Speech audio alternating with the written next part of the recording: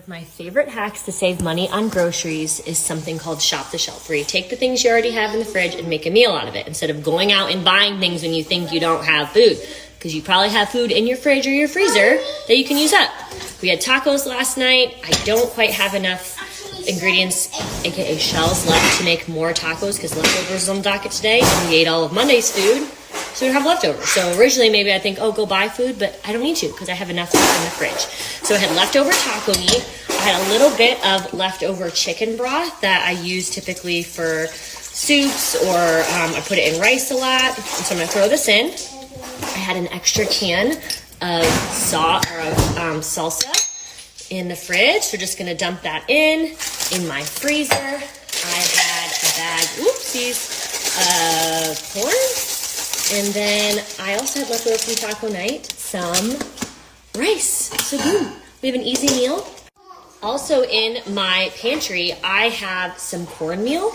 And this will be a meal that goes perfect with like some cornbread. Cornmeal is just literally, it's like cornmeal, some butter, milk, I think a little bit of flour. And look, just with all the leftovers I had, this is a very full pot that will feed my family. I'm simply gonna heat it up, have it ready to go in 5 minutes, and then it'll probably take me about 30 minutes start to finish to do the cornbread. So shop yourself first. Don't look and say, oh, we ate all the meal, or I planned leftovers and I don't have anything left.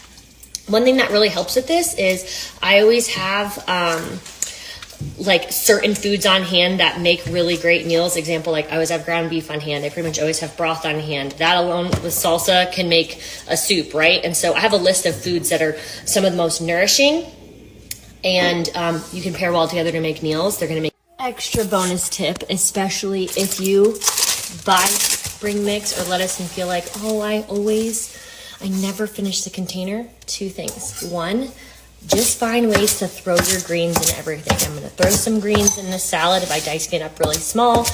I did the same thing with our tacos yesterday. Let's say you get to the point where your lettuce is like almost wilty. Just throw it in the freezer, because then you can throw it in smoothies, you can throw it in soups, and you're not gonna waste the money that you worked hard to get some nutrient-dense food. So cut, throw it in the soup.